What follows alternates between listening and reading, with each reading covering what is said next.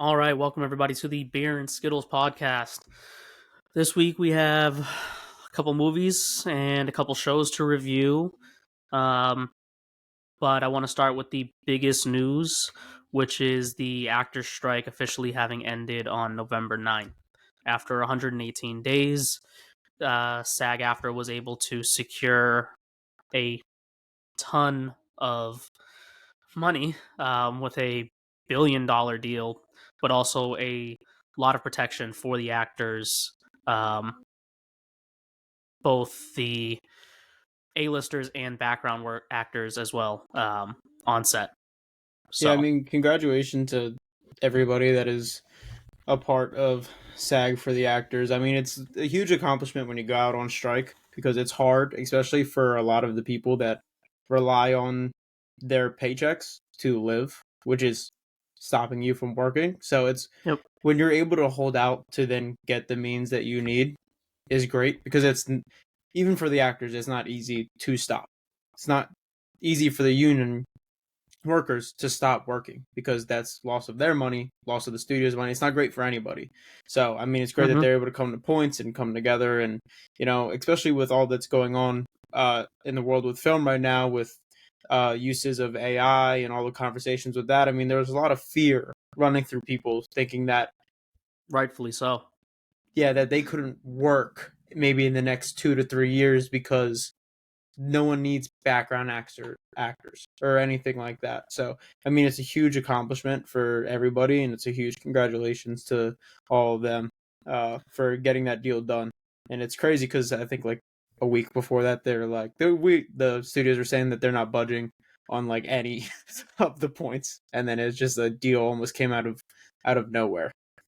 Yeah, no, the studios gave their, last, best, and final offer, which still ended up getting amended after the fact. But also a huge shout out to everybody that stood in solidarity with the actors, that also stood with the writers. But these strikes affect everybody. It's not just, the writers go on strike, it affects everybody. The actors go on strike, it affects everyone. It affects the below the line workers, our gaffers. Um, Nobody's working. And so everybody in the IATSE, who stood with them, the writers, the directors who couldn't direct anything, who you can't make a movie without your actors. Um, so a big shout out to everybody else that was affected and stood with them. So they could, both unions could make this historic deal and be prepared for next year when the below the line workers guild, the ITSE, and the animation guild will also be negotiating their contracts. And if they need to go on strike as well, we'll be there to support them.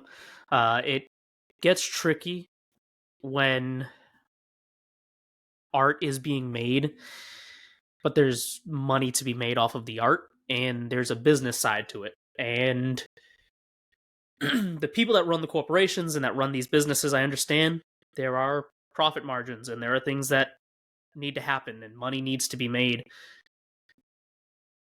And that doesn't always coincide with the artistic mind of the artists that are making these movies. But if you want people to work and continue to put out content that you are going to enjoy for the viewer and for an audience, especially things like film and television where it reaches such a wide audience, you need to pay them. And you need to pay them fairly. I've seen a lot of people during the strike argue about um, residuals, and people who don't understand the business really talk about, oh, well, name another job where you get paid after you've completed the job. But actors don't work all the time. And if you're not on a gig and you're not filming something, you're not getting paid. So that's what the residuals are for. And I tell you something, the residuals aren't always huge. Not everybody is No, the cast of especially Friends. yeah, and especially if you're not a major character in a project. I mean, there's plenty of Correct. stories for actors out there that had minor roles in a project and like, yep, I get that 3 cent check every month. I wait for it. Like And sometimes it means streaming, nothing, but sometimes it means everything to Correct. somebody And that caught that streaming one break. changed a lot of it. It really did. I mean, there weren't really residuals to be made off of streaming because the argument was, well, we can't track like the reruns of it. It's not like cable. So, huge props to the actors for, fighting and holding out. I mean, 118 days is a long time for people to not be working and to not be making money. So, it's a huge deal. And I'm glad the studios finally understood that you can't. Yeah. People are already not making money, so to try to wait them out is really not an ideal tactic. They're gonna they're not getting paid anyway, so what do they have to lose? Yeah, and especially you see a lot come from the A-listers during times like this. I mean, you see them really step in and do what they can, because they're not the ones.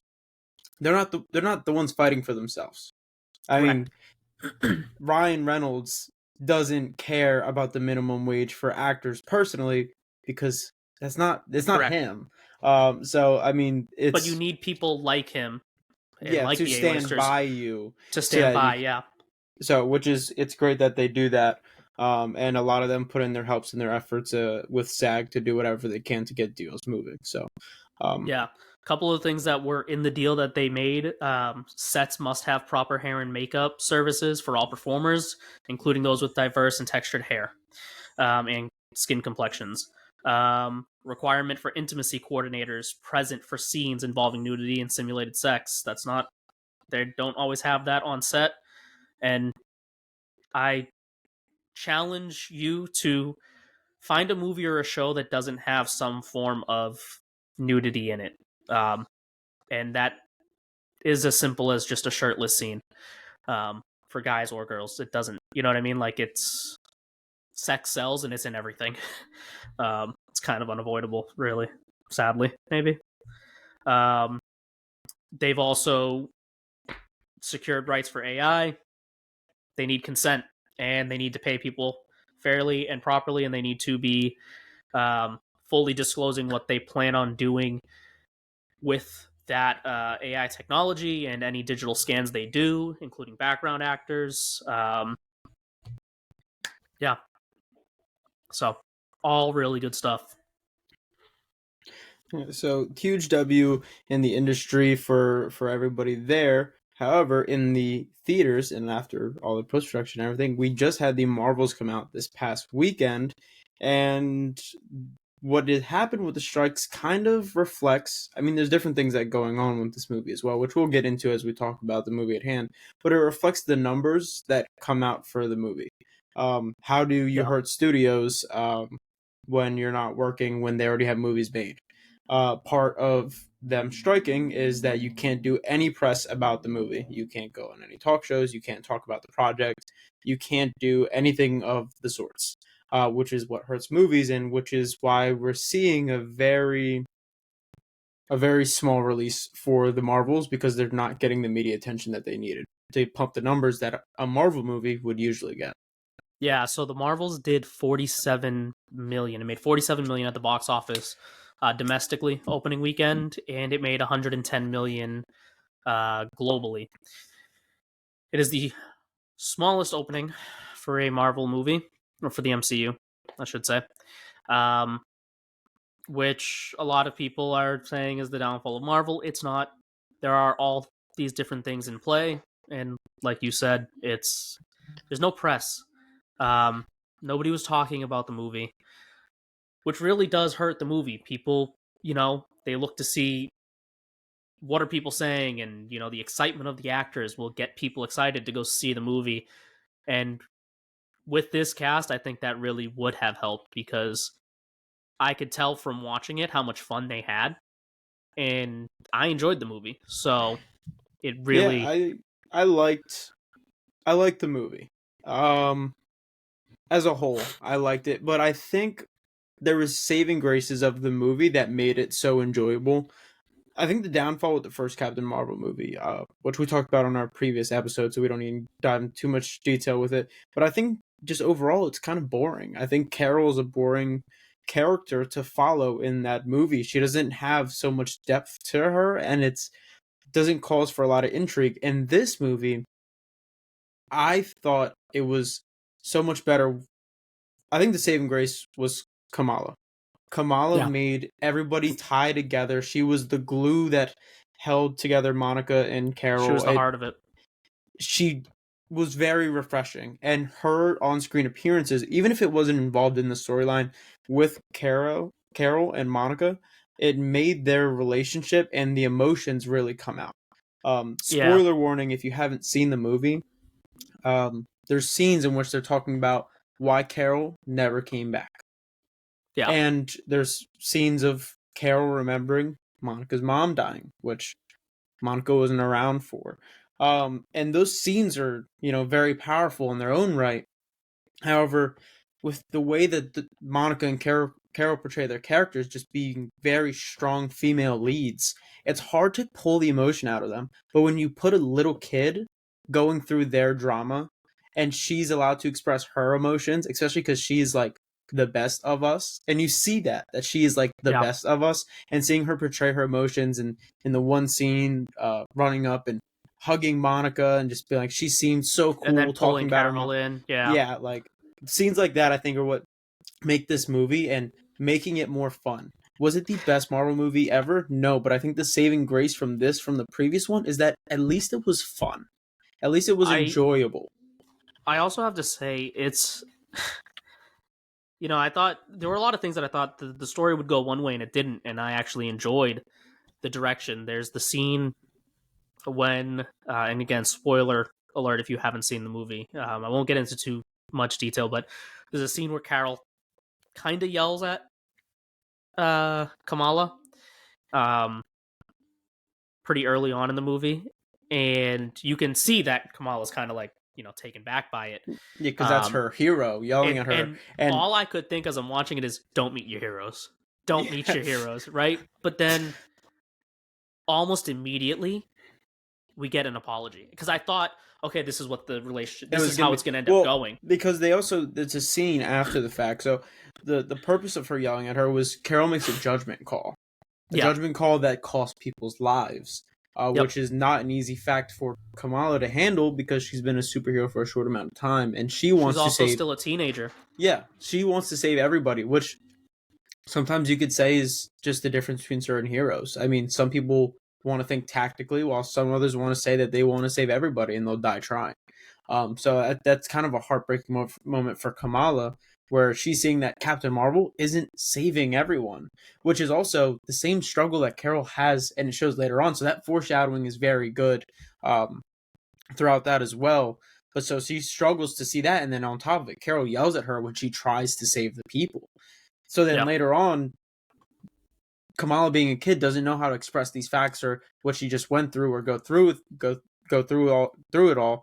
So she makes a judgment call herself, and she almost kind of leaves people to fend for themselves to save herself, which Carol wasn't happy about. She's like, "Well, didn't I just do the same thing as you?" So holding that mirror to her. So like, yeah. there's so many good themes about the movie, And that really. I think they really played off of each other really well. I have to say too, the action was awesome. It was fun. The opening fight in the beginning of that movie, like, I will say that the movie gets right into it. It doesn't waste any time, um, which was cool. But the fight scene at the beginning when they first start switching places and they don't know what the hell's happening and they're all over the place. Kamala's family is also hilarious. Yeah, the fight Um, choreography there was great. I loved it. I thought the music choice was a little weird with the like EDM going on with it. I thought it was a little bit of an odd choice. It took me aback in the theaters. I was like, oh, I guess. Like, I get they're trying to make everything like really fun and lively, but to me it wasn't the right creative choice. But it was all, that was all like, the fight sequences were great. I didn't think the CGI all really like kind of lived up, in certain I don't ways. see, but I don't. Nothing in the CGI really took me out. Well, I don't think it's something about bad CGI. I think it was not great choices. Because so here's my gripe with it is that Carol, being such the powerhouse that she is like light speed fast and like planet lifting strong, like Mm-hmm. punches through things. And when it seems like she's flying or doing things, and like the close-ups of her, it almost looks kind of cheap because it seems like she's going so slow, because it's doing Mm, like these close-ups with like these just vague visual like haze around her, and it doesn't seem believable of what she's doing. So like in one scene you see her travel across the galaxy in like a moment's notice, and it look and but you don't see it, like you just see her take off, she's gone, and then she's in the next place within like a minute. And then the yeah. next scene, it seems like you're watching her go, and it doesn't seem like she's living up to that. Like I would have loved to see like a zoom or like just a burst of energy go, like how you'd see like when DC does it when Superman takes off or the Flash starts running, like things like that. I think would have just kept you in the moment more to show like, oh shit, like that's Carol, that's her power set. So I didn't think the CGI was necessarily bad, but I don't think it always did her justice with the creative choices, because I think they tried too much for the visual and it didn't have as much of an impact. Mm. I guess I could see that, but I don't know. It's a little nitpicky, but it's a my little gripes bit, with the movie. and I will say that some of the other people, it's funny. I've seen a lot of complaints about the movie, where people were talking about, oh, Kamala being a fangirl. It was just a bit too much, and it's like, That's her you character. that's her character, first of all. Also, I thought it was hilarious every time she just immediately like, oh, captain, my captain. I was That cracking was a up. great reference. Especially It because was, it's something that you like read in high school, and you're so it's very much on a brand for her to say, like, "Oh, captain, my captain." oh, captain, my captain. And even the looks that Monica gives her, I was like, this is so funny. um and just as a whole, again, it was such a fun movie. And also the idea of like her being a fangirl, like, oh, it was too much. Well, Ant-Man has been a fanboy of Cap, and we've heard him explicitly state that in numerous movies of just like completely geeking out over Cap, right? To the point of even in like the last one, I wrote a book. But, I met Captain America. Like it's, but we didn't have a problem with that. Or Spider-Man totally fanboying over Iron Man. Iron Man, and it's like, yeah, some And people had a also, problem, we already but had her show.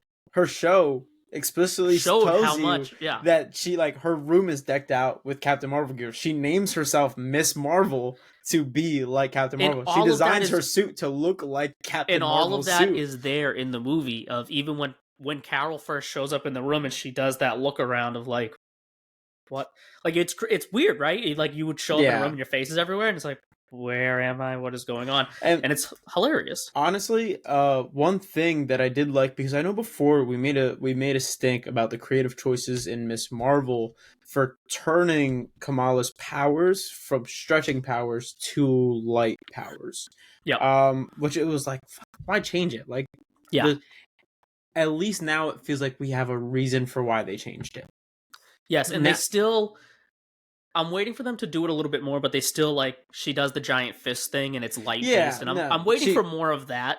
Um, you know, I want to see her like kick somebody and it's a giant foot of light or something. You know what I mean? Like I wanted to see more of that instead of just the light like platforms and stuff. yeah. But But I think it's a step in the right direction that at least they gave an because before it was like, okay, so she has energy powers, why?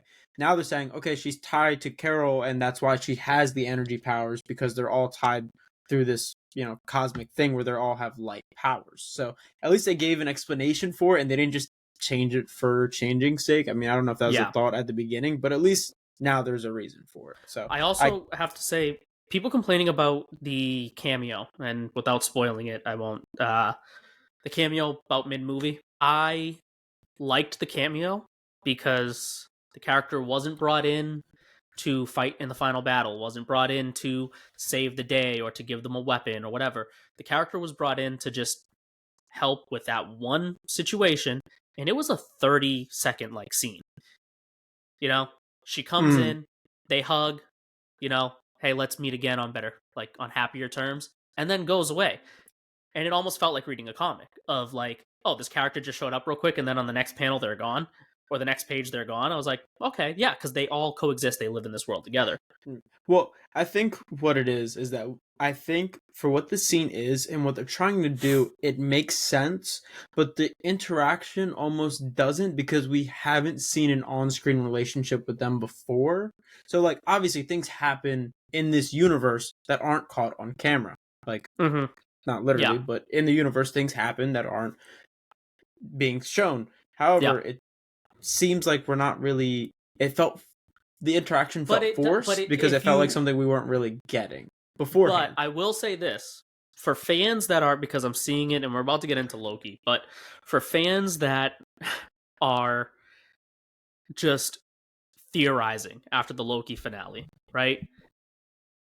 You have these crazy, and I've seen people come up with these like insane theories and really put a lot of thought into the Loki finale.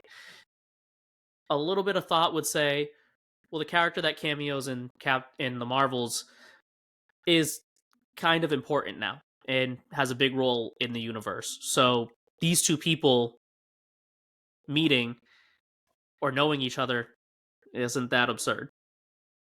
I guess.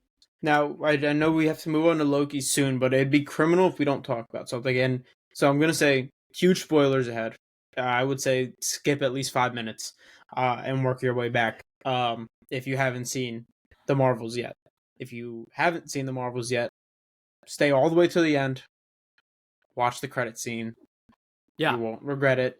But yeah, we're it was about to awesome. talk about that right now. So skip ahead if you haven't seen it. So we have two scenes at the end of the movie. The first scene showing One of my not the favorites. One of my favorites. showing the Young Avengers. So for everyone that's seen it, obviously you had Kamala in there with our new Hawkeye. So I mean it's the formation of the Young Avengers, which is a quintessential part to the story of Kang. I I mean, the Young also, Avengers are so big in what is going to be coming. And so yeah, that we're seeing this formation like before us is great because that means they're doing things true. So I mean, you're gonna see these kids that we've seen on screen coming together. I mean, we had Ironheart, we have Kamala, right. we have Hawkeye, we have Cassie, and I'm sure we're gonna have more kids that are going to be introduced. I mean, if And the rumors are right, we have Wiccan should be appearing. I mean, yes, Wanda's kids already exist. We've already yes, they seen do them. already exist. Yep, Um, but it is rumored that Wiccan will be in at the Agatha show, which will be great. Um, that means Speed is somewhere out there in the universe. We have seen Hulk's son at the end of She-Hulk, yes, yep, oh, yep. You're right. I as almost well forgot. as there was America Chavez. Yep, and America S- Chavez. Yep, So there is a lot, and I mean, there's still more characters to introduce. and there's a lot of potential I think with possible future characters. I remember in the Young Avengers like animated movie a long time ago, like Captain America had a son. I mean, you never know. Cap's 90 fucking years old. I mean, for later purposes, I don't think they're gonna do it anytime soon. But we do have a young future Black Panther with baby Yep, T'Challa in the mix. I mean, there's a lot of ways that they can go with this, and a lot of young people they can bring in. I mean, the fact that they're using like Cassie and Hawkeye and like these characters that are a little older too, so we're gonna have a little age range, a mix, which also means like you can kind of push them a little bit if you wanted to. I wouldn't put him in the movie or anything, but if you wanted to throw in Peter Spider-Man, do a little interaction with younger heroes, that would be awesome because we don't see Spider-Man interact with younger heroes yet. there's So also Elijah Bradley, who I was just looking up. He was in the Falcon and the Winter Soldier show. He's Isaiah yes, Bradley's son or grandson in the show. I can't remember if they changed it. I thought it was Um, grandson. but in the comics, he did take up the mantle of Cap at one point. So, you know, they could do something there, maybe change the origin a little bit because I know Sam is Cap now. But Yep. yeah, I think the scene is a lot of fun. It also calls back to the very first post credit scene that started off the MCU with Samuel L. Jackson approaching Which it's Tony. like a twofer too though, because you also when back during the Hawkeye series when she gets home, you know, she's eating in the dark, talking Black Widow's sister, I forget her name. Oh, Yelena, when Yelena was there. Yeah, when Lena's there, so it's almost a double callback because you had Yelena eating just in the dark randomly, but you also had Samuel Jackson recruiting, so it was her recruiting as Yeah, like yeah. playing that Samuel It's every Jackson time role. this poor girl comes home, somebody's just in her apartment Yeah, that and she it doesn't know. honestly, I never saw making Kamala maybe the leader, but I don't hate it. I I don't like the hate it. idea of having like this little campy girl like trying to bring together the team. So I think that's all just so cool. And I think there's a lot of places, and that means hopefully again if they do it right, we're gonna get an Iron Lad. Iron Lad being Kang, if they'd want to do it correctly. Potentially. So bringing Young Avengers makes you feel like that's a possibility to come. Yeah. Now, post credit scene, big deal, really big deal. Again, hopefully, I'm gonna just reiterate it in case you skipped ahead because we're about 5 minutes ahead of when we started that conversation. Skip this. Give me another like 3 minutes. If you have not seen the Marvels. In 3, 2, 1. So in this post-credit scene, for all you guys that are listening, should have already seen it. We have gotten a look at the X-Men. We got Beast. Our Beast first was in the post-credit X-Men. scene. Yeah, I our don't first look at X-Men. I don't know how they did it because I know there's the restrictions with contracts and stuff. I guess Beast is the perfect person because you wouldn't know who played him. I don't know who Well, played it's him. Kelsey Grammer. It's the same So it actor who was. played him before. Yeah. Okay, so Beast is Yep. the perfect person to do it for because you'll never know who played him and who didn't play him. Also, it's a multiverse thing. So like it's just the perfect It's lineup. really cool that, she's in the Fox universe now. Also, for everybody that is, preying on the downfall of the Marvels, um, unfortunately, like it or not, see the movie or not, Captain Marvel is going to be, Carol will be a part of the Avengers going forward. Kamala will be creating and leading the Young Avengers, and Monica is now going to have a very big part in the multiverse uh, team coming back because she's no longer on her Earth. So, yeah, see the movie or don't, but you're going to be missing out quite a bit of story because there's a lot happening. Again, spoilers: Carol's back on Earth. You Yeah. know, this puts her in a perfect position that when things start happening, she's going to be there with the Avengers. This Yep. isn't like Endgame and Infinity War where she was off planet. So Yeah. So she's gonna be a big role. Kamala's gonna be a big role. I mean, there's so much to come. Watch the movie. I don't care if you don't like it or if it's not your cup of tea. You should watch it. I mean, if you're it was a lot of watching this fun. right now, it was a Yeah, lot of fun, and I think it's going to be a big deal. I think those scenes alone at the end are worth the watch if you don't love the entire movie. But I do think that it is a good movie. yeah. So not just the Marvels come releasing this weekend, we had the finale of Loki this weekend. So pretty cool week for Marvel. And Loki season 2. What are your thoughts? It was slower at first. I don't even know if slow is the right word. You kind of get jumped right in. But It doesn't I'd say have the same emotion at first. It feels like it's just kind of running through it and like you're just going off of the effects of what happened last season, but you're not really at the emotional levels that they left you at, is what I think. well, I It think gets into it later, but I think at first, like I was like, season 2 is not season 1. Like I'm not getting it. I think it is. I think what it is that we're already in a heightened state when we start, and it's hard. Sometimes it's hard to build when you're already at a 10, and we pick up right where we left off, and Mm-hmm. so Loki's at a 10. He's heightened because he's like, we have like some. This is bad. This is terrible. We got to do something. And it keeps ramping and ramping. The finale in particular, I have to say, phenomenal writing because for an episode that has minimum action, I was on the edge of my seat the entire episode. I was hanging off of every word. Um, and Tom Hiddleston is just fucking amazing. Um, and Loki might have one of the best written arcs in the MCU now. Like, And I think that's possibly true. Going into before Loki had his own show, I could have been the biggest Loki hater. I mean, everybody like people fanboy for Loki.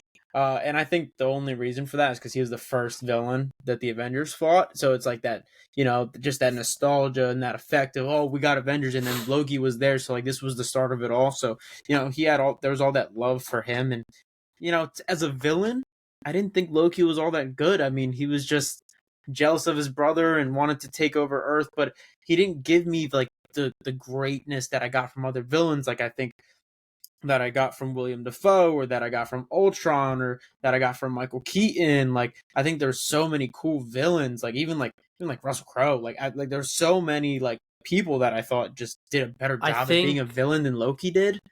So I wasn't sold on him ever. But with his new arc, this new arc is something I can get behind.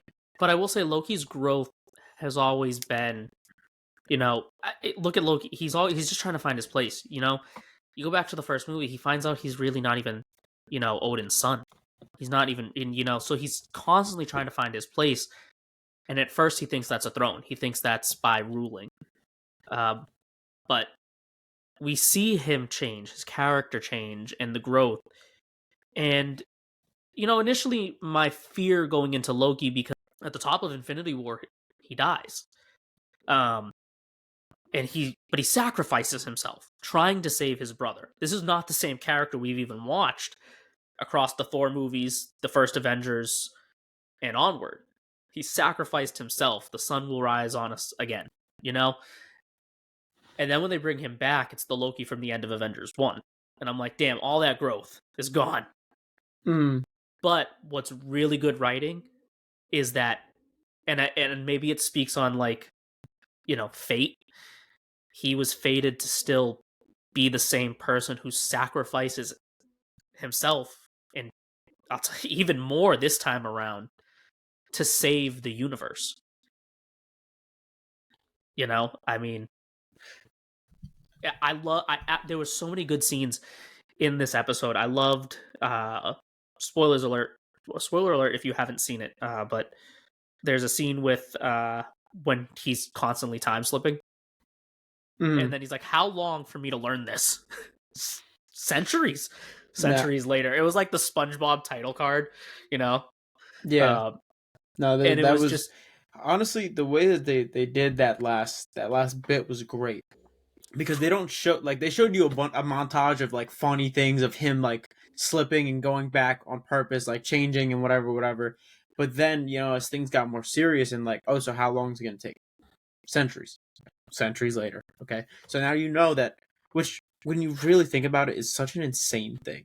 Like the motif to then go about reliving the same moment over and over and over. We're talking about a 10-minute span of events for centuries. Like the ridiculousness of that. And it's hilarious in the scene after, like, centuries later, and he walks in and he's just telling everybody, like, this is what we're doing, and nobody's like, how do you know this? What do you mean? You're not, like, OB is like, you can't build these things. What do you mean? And he's like, make sure you tape this, and this, and watch the third step.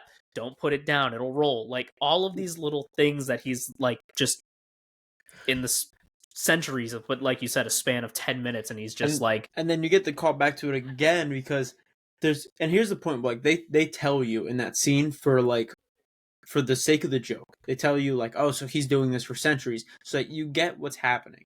Later they do the exact opposite. They don't tell you when he goes in with and he's fighting Sylvie. Yeah, and he's fighting Sylvie, and so like you see that he does it like 10 times or whatever, and then He Who Remains pauses, and he's like, oh, and Loki acts shocked and all these things, and he's like, oh, I guess not the first time we had this conversation. He was like, it's not the first time we've had this conversation. Further along, he's like I've been doing this. He's like, oh, you don't know how to pause time yet? And then later he just pauses it. He's like, yeah, I've been doing this. That was one of my favorite clips of that whole scene, is the culmination of, oh, I thought you would have learned this. We'll go back, run it a few thousand more times, and then we'll do this again. When he brings Sylvie back, and he just, what makes you think this is the first time we've had this conversation, is just such a power move by Loki. And honestly, I cannot wait. Like, the showdown I want to see in Kang Dynasty and Secret Wars is between Loki and Kang. Like, not just He Who Remains. I want full power, suited up Kang and Loki in this new fucking costume, because this new costume is also fucking amazing. Yeah. So the craziness, I mean, we haven't even talked about the official ending. Loki uses himself as the man, like, so he's able to slip through time. I don't even know if they specifically answered why he's the one that he can specifically do all of this. I don't remember if they explained it, but he can. He can Yeah. slip in and out of time. He can, and as he talked to LB, he was able to then figure out how he can do it and what he can do. So I guess he uses those powers to then hold the timeline himself. Like it almost Well, after reminiscent. breaking the loom, Yeah, all of the breaking like the the he timelines broke. were dying, Yeah, he and broke the he loom and then put them together himself. It almost reminded me of when when Thor has to make the new hammer and he's in the star and he's like holding yeah. everything together. It don't that so Loki was just like painfully gritting, like holding the timeline together, and like that is his place in the universe right now. The guy that holds time together, like the insanity of And there's a how powerful Loki is right now. Like yes, that's there's it's also nuts. a lot to say for that. Um, of there's a lot of callbacks. For one, anybody who caught what Loki's last line when he walks to the door and he breaks the loom, and before he breaks the loom and he turns and he locks the door and it's um, Mobius and Sylvie there, and his line of "for you, for all of us, always." That's his last line in Thor 1 to his dad, to Odin. Fuck, that's a good catch. I didn't even realize that. Fuck, that's a And good catch. again, such phenomenal writing for them to have gone back and said, like, and again, the arc, this is the same person. So even though he died or whatever, like, it's fate, right? These characters are still the same. Um, Which also, what's my favorite yeah, scene, my favorite scene. We haven't talked about this one yet, and I think my personal favorite is when he's like, I have to go back. I have to go back further. Like, when at what point do I go back to where I can change time? And he goes back to when he first gets interviewed by Mobius. at the TVA, yeah. Oh my god. Just the Yeah. conversation of him being like, Mobius, like, I know you, like, let's just talk. I need advice. I need help. Like, I And you get a can't talk great to anyone. story A from great Mobius. story from Mobius, and it's like Loki now already knowing him knows he's like, so like, so what And it happened? Was she explains the okay scar on his after you fucked nose. up? Yeah, it was. Oh, and then they bring back in Renslayer with that, saying that And Renslayer really actually saved Mobius's ass years ago or and time ago, let's just whenever. say, aside from all of them too, phenomenal acting from Owen Wilson. Yes. Oh my, it's What a crazy. He's phenomenal a. job. It's crazy when you see these comedy actors go into like real roles and just how much they kill it, because he has been Yeah, killing it. Like you can see crushed memes it. of Owen Wilson, how he talks, he's like, yeah, and he's like real slow and draws out everything. But like you Yep. put him in this serious role, and like even still being Owen Wilson, fucking kills it. I And I mean, want to see more of him. the Like, I scenes of love his character. him going back to his family and being the family man and wanting to exploit, like, oh my god, like I love Mobius now.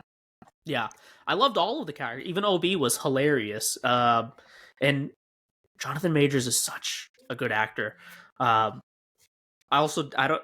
One of the other things to talk about with that, him pulling together all of the timelines, is that at the end, well, it's no longer a loom, right? It's no longer one timeline. And I don't know if it's The cross, like the intersection, is what you're saying. no, it's the well, when you see it at the end, it's a tree. Yeah, It's Yggdrasil. Yggdrasil it all stems from Loki. from him, but it's the tree from Norse mythology.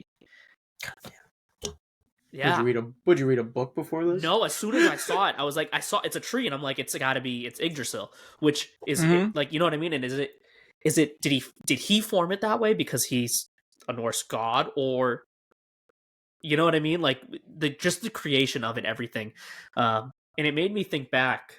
I actually went back and I rewatched these particular scenes from because I noticed this back when Spider-Verse came out. When Spider-Verse comes out and when he first shows him the web with all the spider people, for the canon events, Mm. it's the sacred timeline, right?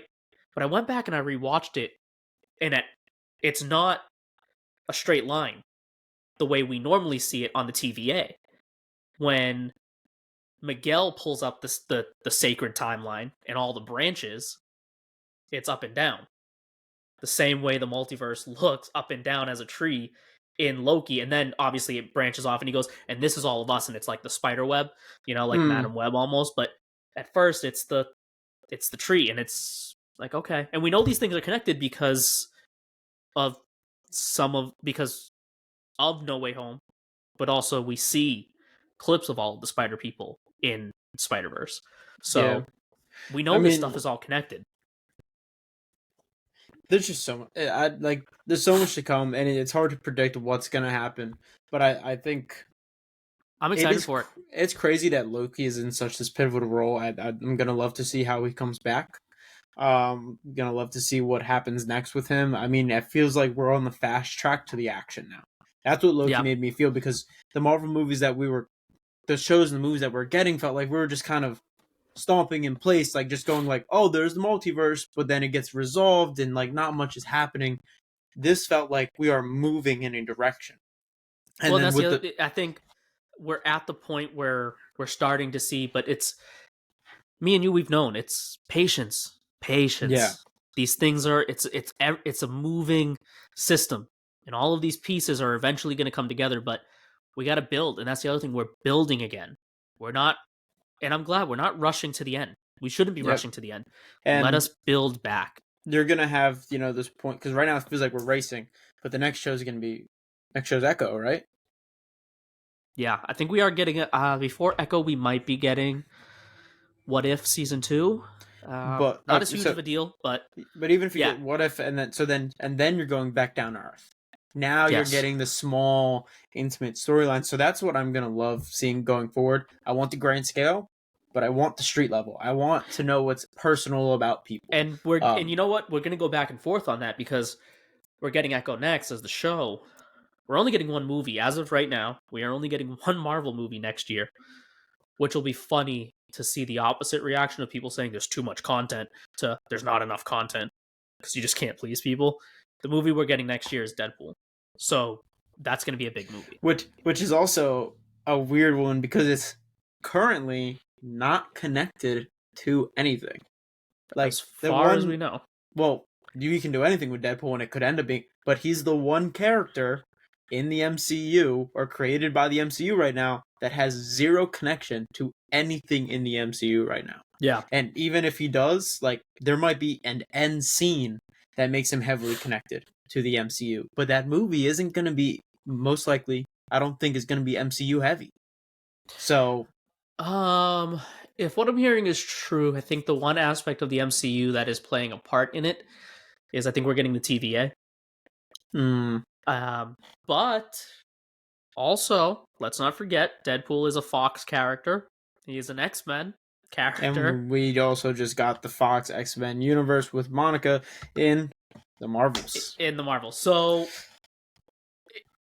could Monica show up? Like, there's so much potential for what comes next. Um, yeah, super excited. Loki was phenomenal, and they even say at the end they're watching all of the Kang variants, and they even mentioned Quantumania. So Yeah. So it's going to be great to see, but Marvel isn't the only people killing it with superhero TV shows right now. We also about a week ago got um the finale, finale for Gen V, yeah. which is the spinoff of The Boys for those that aren't aware. And goddamn, does that universe just It keep getting better? I mean, also just better. totally outrageous. It's a totally outrageous show. It's super out there. If you've seen The Boys, you already know what you're getting yourself into. I fucking love Gen V. I loved the characters. Um, they're so fucking compelling, and I also love just the way they brought other issues into the show and approach them through this superhero lens, like with Marie having to cut herself in order to use her powers, at least at the beginning. Um, and for Emma having to throw up and purge in order to get small. And Which they I even guess talk is about it. over now. Like I think she can do it more on command because there's the one scene at the end It's where she just shrank which is automatically. my favorite, which might be my favorite scene in the whole finale. The scene with her and Sam is so fucking good. She's such a good actress. When he's telling her, and I get it, he's telling her to push her away because he doesn't want to hurt her. Um, but when he's telling her all of this of like, you just You're just looking for somebody to. You just want to be accepted. Blah blah blah. Blah. That's why you did this. That's why you saved me. You saved me to save for you, for yourself. And when she screams at him, she's like, "No!" Like I felt the emotion, and it was, I was already, watching, but she drew me in even more. And the Yeah. scene is really short, but then, yeah, she shrinks. And Sam seems like the same character throughout, where he's just this tortured soul that is so much like a child because he didn't have a childhood, like he didn't have anything growing up. So he's just this childlike tortured person. It felt really quick, but like right. The way they did the evolution of his character by just But having he them. also has. There's more to that childlike nature of him. It's more than just him not having a childhood. He very clearly has a mental disability as Yeah, well. He's something. I don't know probably what it is. schizophrenic. I mean, he's seeing puppets, which Yeah, is also, but I mean, it's interesting. I obviously, because they show the flashbacks. I know there's things that aren't right with Sam. So yeah, there's things that aren't, but I don't know if that's typical disability stuff. And then his isolation drove him to seeing puppets and schizophrenia and seeing people. possibly, So we could possibly, also have that turn with it because they might have put him in there because they thought that like he could have anger issues, he could have ADHD, he could have, be on the spectrum of some sort, which makes his powers hard to control and hard to market him as a hero. So they took him and left Golden Boy. But then his isolation, I think, drove him crazy yeah, because I mean, he's at least down there for what, at a minimum 4 years, because when his brother got into college, he was already down there, and his brother was yeah, about to graduate. So he's been down there for at least 4 years, which is a crazy amount of time to be by yourself, to be tortured, to be electrocuted, to have no one to talk to just be in the same room eating the same slop. Um, so, yeah. but his character progression, I thought was very, it was the same where he was like, I'm good, and Emma believes in me. So, like, I just want to be with Emma. Just moving along, I want to be with Emma, and then he gets to the point where they drag him out by saying like, "Oh no, Emma's gonna be there." Like, yeah, just come on, look, just come here, and he's just so naive. He believes Yeah, it, and he goes and like he's listening to the rally, and he lived college life for like 30 minutes, and he was like, "Oh, like this is the real world. This is what I've been missing," and he's like, "And this is how they treat us." And because yeah. he's going off of the ideologies of the first thing he sees, which is the extremists. But So then also he the and becomes also the like, experience he's had yeah, of like people are bad. Yeah, people are bad because they tortured me. Like it was just the perfect it's a limited thinking rally for to, him. And yeah, so they just brought him there so that, and then he's like, no, I'm gonna fucking kill everyone. Like we are yeah. like the dominant species here. Like that's like his. So like it was a quick progression for his character, but I think it was the right one. They did it the right way. So I really loved Sam's character. I want to see so much more of him, like going forward.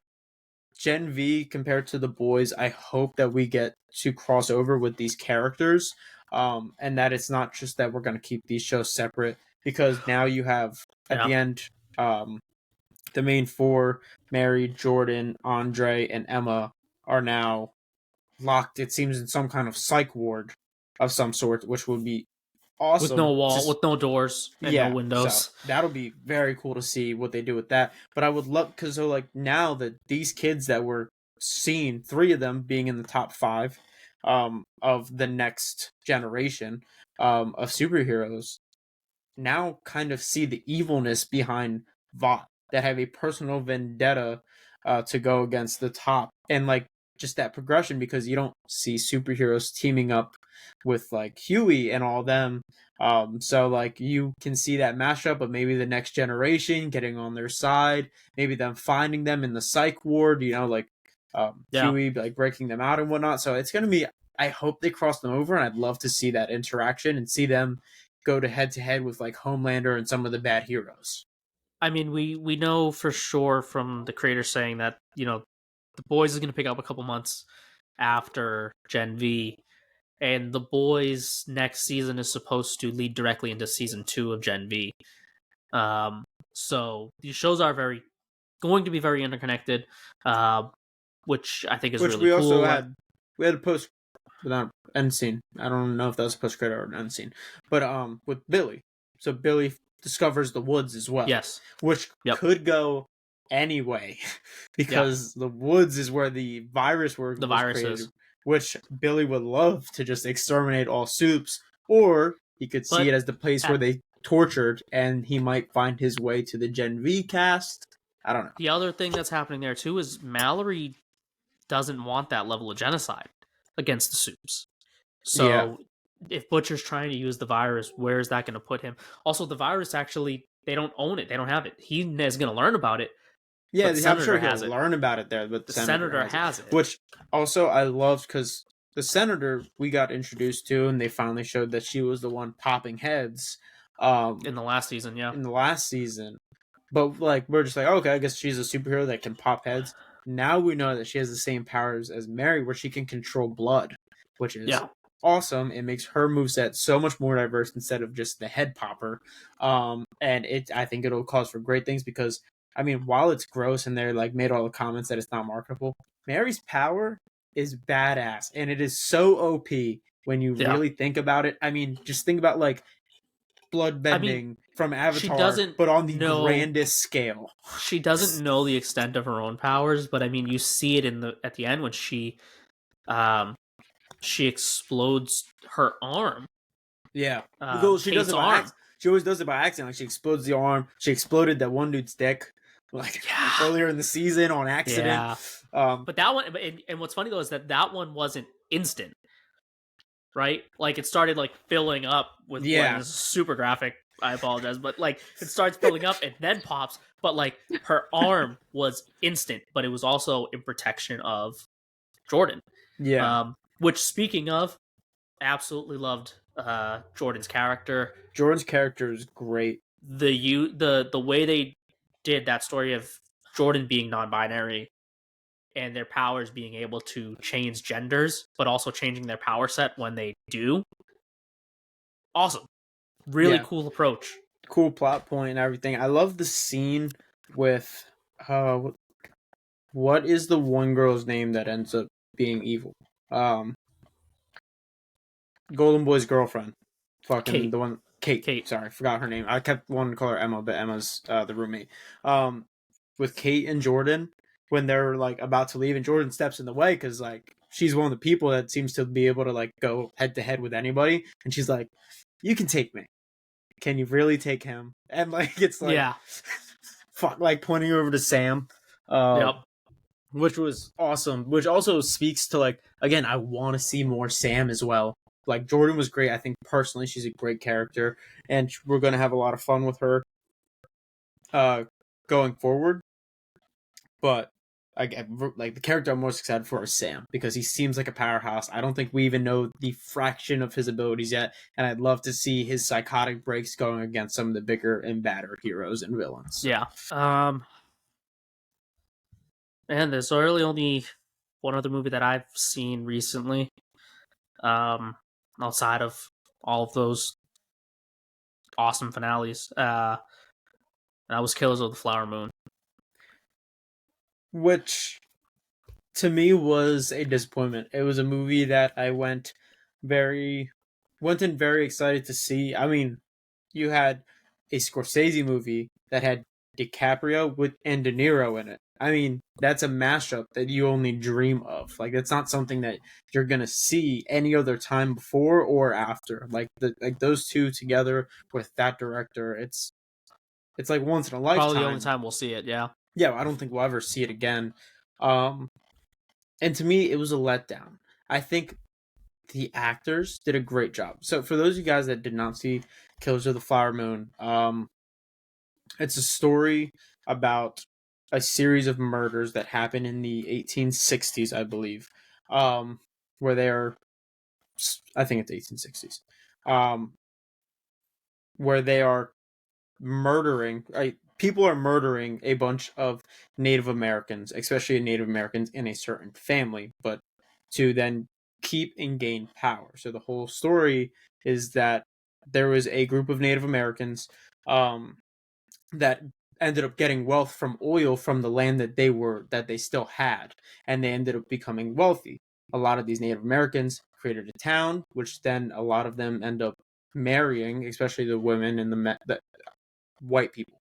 They end up Yep. like doing interracial marriage, and then they see a pattern of them dying off due to the white men, especially killing them off to get their riches.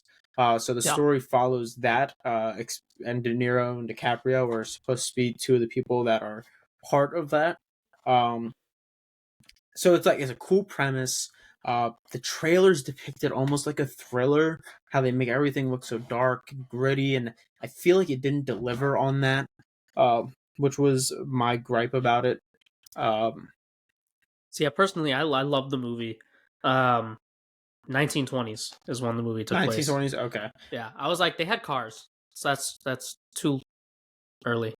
But the series of murders, like you said, they're killing these uh the Osage to steal their land Osage, yep. because they didn't realize, nobody realized that the Osage land had oil on it. Black gold. And one way to get the land is to marry into the family, and if everybody in the family dies, you'll be the one to inherit it, right? And this whole plot of the murders happening, but it also speaks on just the government's, well, that's Indian land, so we don't, we can't intervene, or we don't care.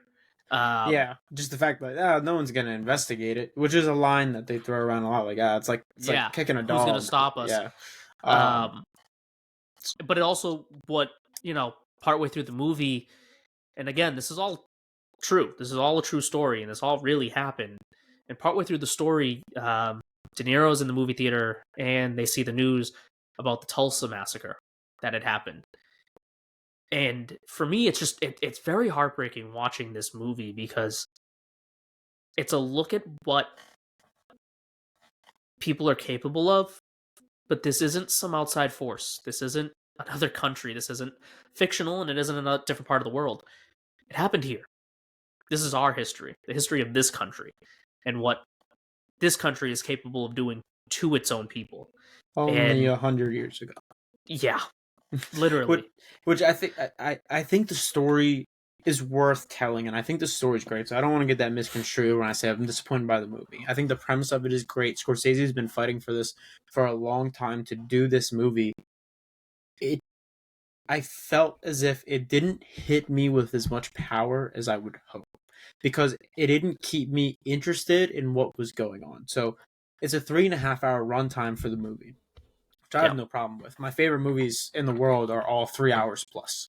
Um, but I think where it goes wrong is that I feel like they're not using any tools or devices to keep you intrigued with what's happening. It feels almost as if it is dragging because there's not so much just going on. Like I wish they would have done a better job of building suspense towards See, I parts. I disagree, and I felt like Lily Gladstone's character, who also the heart of the movie, heart and Oh soul of yeah, that movie. she did amazing. I mean, I'm not going to take away anything from the actors. No, no, but Lily I and was DiCaprio waiting. specifically Their killed chemistry was it. phenomenal. It was amazing. I think Leo. I mean, because you're saying Lily, but I think Leo's saving grace of the movie because he kept me interested because his character was such a shitbag. Like he was Yeah, such scum, and but the entire time he makes you not hate him. Like you are waiting for him to redeem himself because he feels like he's almost there.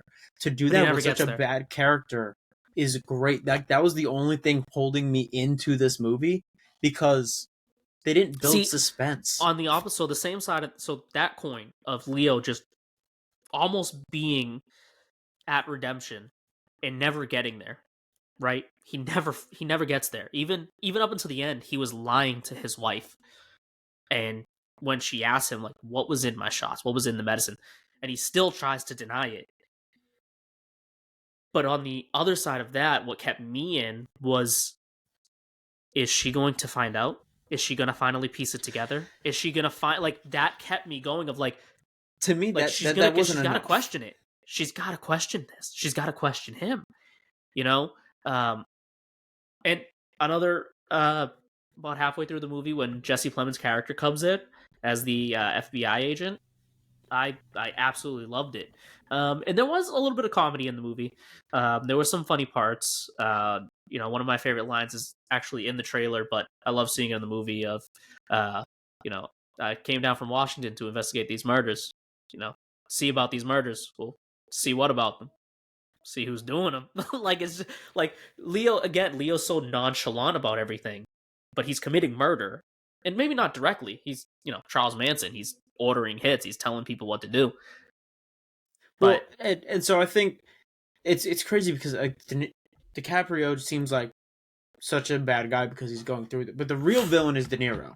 De yeah, one Niro hundred is the percent. guy calling all the shots, and he's ordering DiCaprio to do it. Like from the start, he's like, "Hey, you should court this girl," and then he's like, Yeah, "Well, you yeah. should do this." But he doesn't tell him to do anything. You tell this guy to do that. Like he uses him like a messenger boy, but he never stops. He never stops to stop him. So it's like the bystander effect that he Yeah. doesn't do anything about it, which makes him just as bad until the end when he starts giving her the shots, and then he is physically doing something, He's not just actively not doing involved. Yeah. something. He's actively involved. Um, Again, like there's great parts of the movie. I did not think it was deserving of the 3.5 hour runtime. I felt like the movie dragged. I felt like it was almost putting me to sleep. Because if I'm not Scorsese, so who am I to tell him to do anything? But Yeah. if I were doing the movie, I would, because the way that the movie was marketed was very dark, very mysterious. I would have played more into that, to the fact where if it was a thriller, I would have made it suspenseful. I would have made it darker, grittier, something that keeps you on the edge of your seat with suspense. Or since it's technically a crime drama, the problem with it being a crime drama, I think, is that there's no mystery. From the very beginning, you know who's doing it, and I think if, especially with how good But I think DiCaprio and De I Niro think do of playing the I villains and think not that's the showing their point. villains.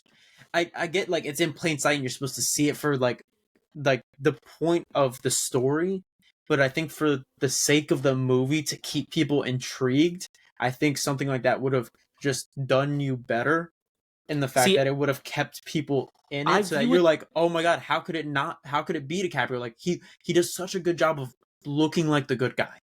He does such a good job of looking like the good guy, and like the whole time you're rooting for him still, Yeah. and then it doesn't happen. So if he's playing up that role and you don't know who the killer is, you're like, "Oh, who is it? Is it this person? Is it this person?" Murder mystery style. And then I eventually you're like, think "Holy fuck, it was him the the whole time." It's so much more powerful. I think the point is not to be a mystery of who's committing these murders. I think it's supposed to be in your face of it's these white men. It's the white man. That's the problem. And and the point is that they keep getting away with it and it keeps happening. And it happened. And even at one point the mayor, because everybody was in on it. Everybody was in on it. Yeah. After they blow up the house with her sister. And because coincidentally, De Niro went away to Texas, right? And he went to Fort Worth. And he comes back and the house is blown up and he shows up to look and the mayor even tells him and the police chief tells him like, I think I think you're putting yourself out there a little too much right now. I think you're going too big. Like and even with that, nothing happened. They had to go to DC to get to beg the president and the government to step in and come do something about it. I think it's supposed to be in your face of it's not a mystery. We know who the problem is. And you know, and nothing got done. It still happened Yeah, for I a get the long time. point, but to me, I just, for the story's sake of telling the story, I get what he did. But for me looking at it as a film, I felt like there just could have been better things to execute. One thing I will say that I liked a lot. I still like things about the movie. I just thought that either it should have been done a little differently or the runtime should have been cut down.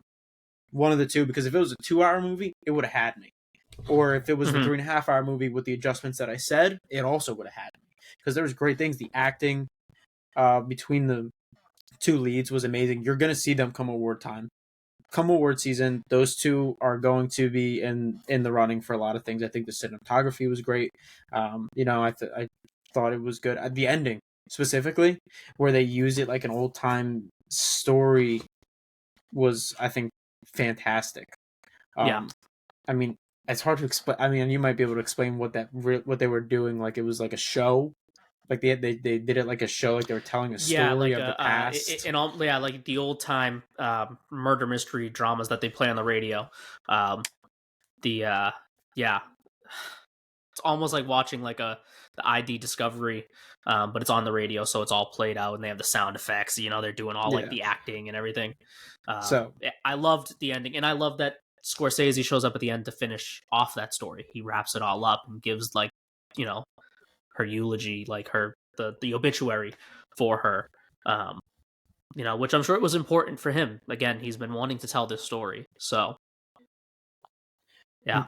So powerful movie, not my favorite. Our opinions are going to differ on this one, but on that note, um, that is the end of this episode. So thank you guys for tuning in on this episode of the Beer and Spittle.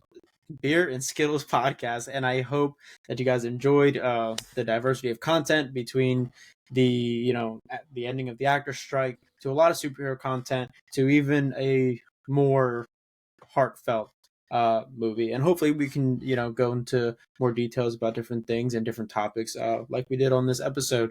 So we hope you enjoyed it, and hope you guys tune in next week. Yeah, see you next week, guys.